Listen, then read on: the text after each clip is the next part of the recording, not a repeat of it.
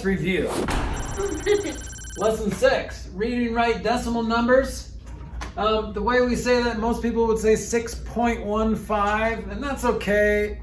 That's what I normally do. But don't say 6.15. Don't say that. That's naughty. Okay?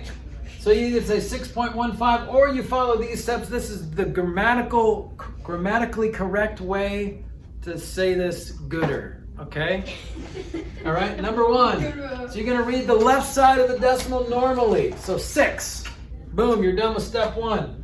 Step 2, when you get to a decimal point, you say and. That's the only time you can say and without getting flogged. All right? It's okay to say and there because you're at the end of the whole number section. And then you say the right side normally. 1/5 is just 15. And then the last thing you do is you say or write your ending place value. This is in the 100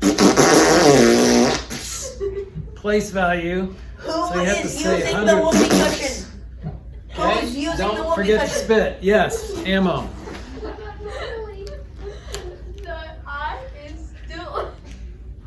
Yeah, apparently this is not a good R.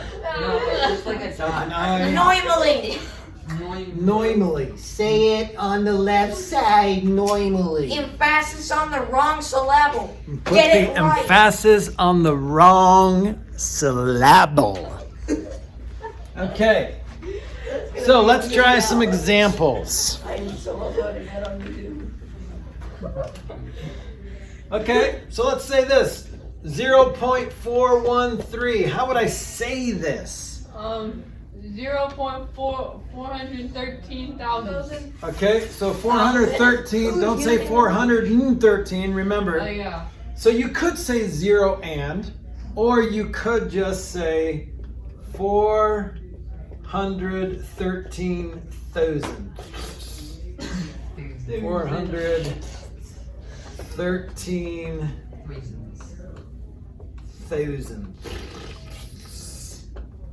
Okay? All right, let's try another example.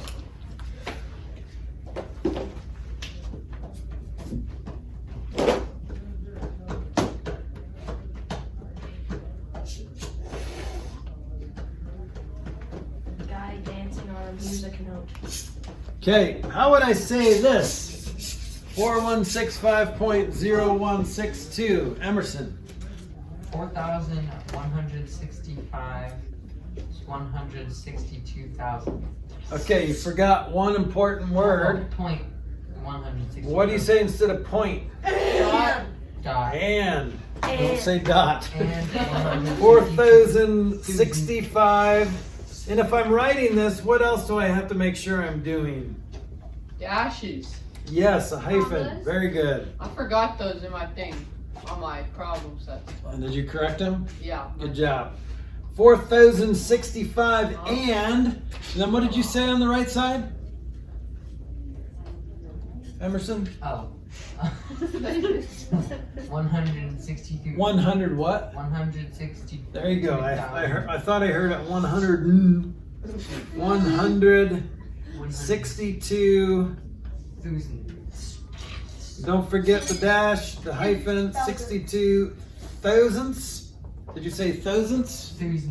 All right, is thousandths the right answer? No. Because, remember, it's like one off here. So this is the tenth, this is the 100, this is the thousand, this is the 10,000. 10,000. Okay? 62, 10,000.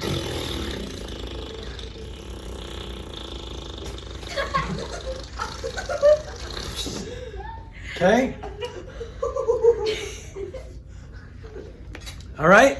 Any questions? We might need to shut the door. I think we're disturbing the other classrooms.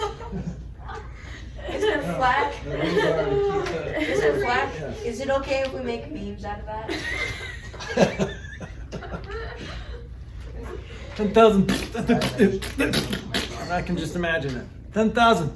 10,000. Is that what you're going to do? No. That'd be cool. I wouldn't be offended. That'd be amazing. Mouth Actually. fart noises during math Remix. We are across from the I think music we room, should so add we're just this creating to our the- own music. Yeah. What is this, DJing class? All right, so the rounding rules basically have the same rules as rounding whole numbers, but there's one nice little perk that you can do when you're rounding decimals. Do you guys know what that is? The same thing as normal numbers. Okay, but there's one thing that you can do. Let's say I want to round to the nearest 100. So let's follow the steps to rounding. What's the first step of rounding? Check the nearest round. Circle the Okay, one yeah, circle the round. digit where I'm going to round to. Where's the 100th digit? The 1, the 6. This one right here. Okay, that's the 100th digit. And then what's the second step to rounding? Put an arrow over Put an the arrow six. over the 6. If it's higher And then than that 5, 6 tells you go what? up. So we're going to go up. So then we're going to change it to 4165.02. And then what do you do with everything else? 0. You would put zeros, but here's the perk. You could leave it like that, or you could just drop the zeros, because zeros on the end of a decimal number don't mean anything.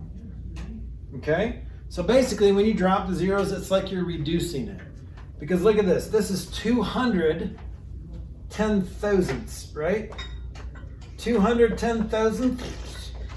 If you reduce this, look what happens. This is also 200. Mr. Flack, So when you get rid of zeros, you're really just reducing the fraction. there's only 3 zeros on the board there. Yeah, so we're gonna get rid of those because we don't need them. Okay, so 4165. What did you say, Xavier? On the 200 over 10,000, there's only 3 zeros in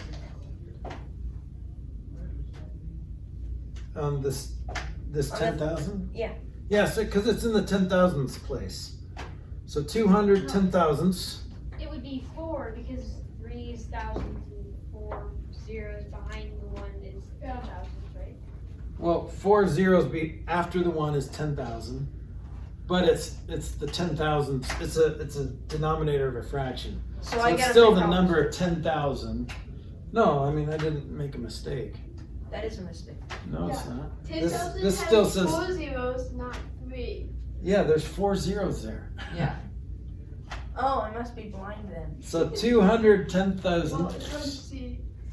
and then it reduces to 200ths. Actually, it reduces to 1/50th. But if we're leaving it in decimal form, 200ths is the same thing. So see how this was 210,000ths, but reduces to 200. So that's why you can get rid of zeros, because you're just taking off those zeros on the top and the bottom. You're dividing by 10, dividing by 10.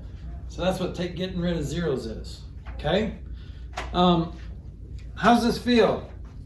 Great. Now, is it wrong to leave the zeros there? Great. It's not wrong, it's just not simple. And a lot of your goal in math is to simplify problems. So simplify just means writing with the least amount of ink or lead as possible. So this is a better way to write this. So how do you say this number? Emerson, what are you doing? I don't know. Nervous flipping twitch? Oh. Well, you know how to say this because you said another one. How did you say this? So who wants to say this? I will. Okay, Nathan. Isa. Isu. ESO. All right. How do you say that? So Wait, what's the second number? there's a 1. 4165. Oh, all right, 465, and is that a 0 too? No, there is a 1 there. So it's like this. I just squeezed that 1 in there. 4165. Oh, 165 and 200. Nice. Good job. Very good. All right. You guys good with this? Can you guys handle these problems? See. All right. Good job. Flack math. Give me some math and I'll give you some flack. Flack math.